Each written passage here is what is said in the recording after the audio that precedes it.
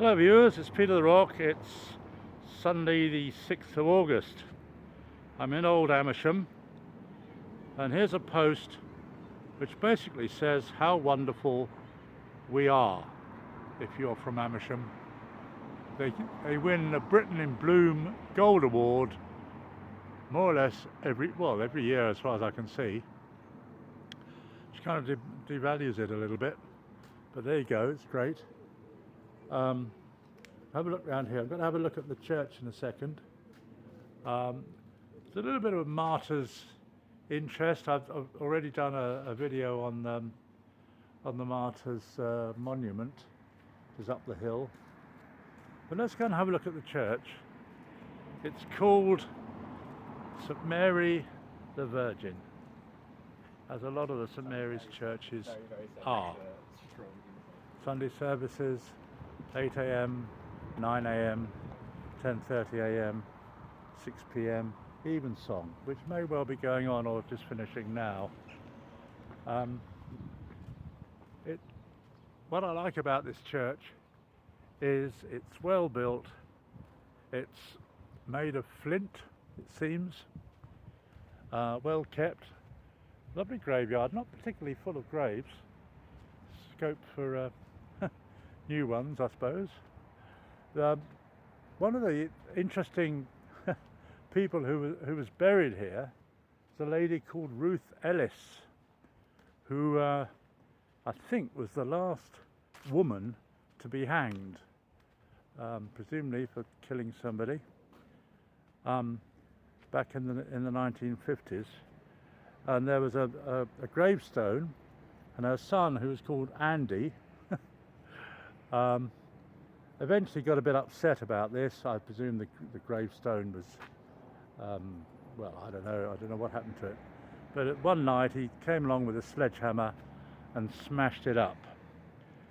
And he committed suicide shortly afterwards. Very sad story really, because it shouldn't really have caused him so much grief, but obviously it did. Now this church is made of flint, and it's small flint, which I like. And I'm inclined to think, you know, rather like St Peter's in Ivor, there's a pigeon up there on the roof looking down at me. Oh, what's that bloke doing? Is he on YouTube? Am I on YouTube? I've always wanted to be on YouTube. I don't know, you're just crazy to be recognised. Well, you know, I'm a bit bored, it's sunny. I've got a bit of a suntan. Now, it's made of a mixture of flint and stone, of course. Now, I'm not sure how old it is. I think parts of the church are 13th century, or parts perhaps even slightly older. I don't think it's pre-conquest. Sorry to disappoint you there. Whereas St Peter's in Ivor has got one or two pre-conquest bits. Not that we're being competitive here. Some of these gravestones, one thing I've always regretted about gravestones is that the really old ones, you just can't read the inscriptions anymore. I suppose nobody really wants to spend the time scraping away and then finding it's John Smith, tailor, or butcher, or candlestick maker, or whatever, died. That's it. But obviously these people were very important to their loved ones at the time. So it's nice when the graves endure. It's a lovely little cross at the top of, I think that's called the chancel. This side of the church is called a transept. You can easily look these things up on wiki something. Now, these flints in this wall, remarkably, are all in line, as if they're little miniature bricks. Whereas the flints in this wall are what I call jigsaw pattern. So I imagine there were two sets of labourers putting the flints together, and each had a different way of doing it, which is interesting, but it goes in a linear way all the way up.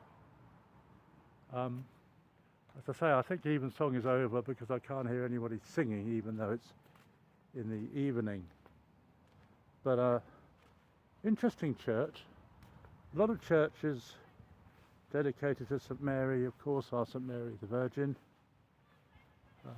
We are at the eastern end of the church, so the Great West Door, if there is one, is at the other end of the church. I'm a bit reluctant to go there because we'll be walking into the sun and I don't want to spoil my camera. But anyway, beautiful church. That's a fantastic view. Very solid. Good evening, Vicar. And he's putting the bins out. It's amazing what you have to do when you're a reverend. But I love the little crosses at the top of the on the roof there, like that.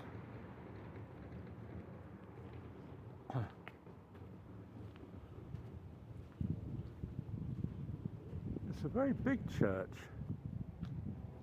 I think it was a lot of it was rebuilt in Victorian times, and I'm not sure why, whether it was made bigger, reinforced or whatever. There's an England flag at the top. No people.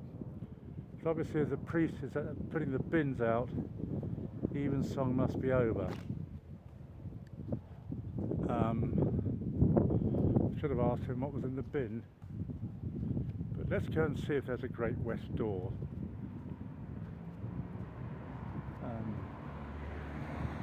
Beautifully kept. I love the graveyard. It's one of the nicest ones. The graves nicely looked after, the grass looked over, and plenty of space. So,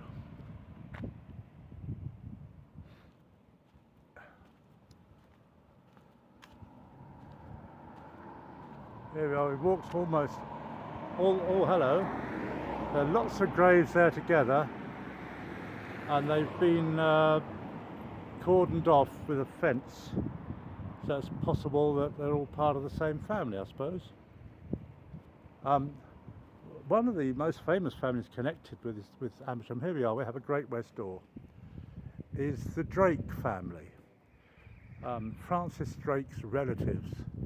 You've all heard of Francis Drake.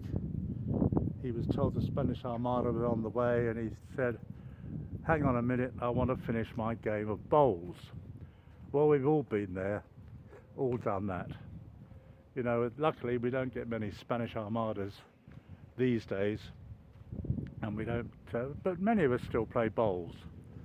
So it's still half an idea. Please see website for up-to-date information, www.stmaryschurchamersham.com. Diocese of Oxford, founded 1140. Reverend Johnny Rapson, Associate Rectors, Reverend Tim Barnard, MA, Reverend Sue Gill, MA. I wonder who we saw. Was that Johnny Rapson or was that Tim Barnard? My guess is Tim Barnard. Anyway, there's a turret up there. It's fantastic. Not often do I get the chance to actually show you a priest as well as a church, so that's a bonus. Bonus for me, if not for you, dear viewer. If only when I prepared these videos, things like that wouldn't happen, of course, but of course I don't. We're walking round now towards the main entrance, which is usually on churches on the south side, and there's a porch. And these porches are a wonderful, nice sort of Gothic arch, and that's got the jumbly flint system, or jigsaw flint as I call it, there. Beautiful church. Thank you very much for watching. Cheerio.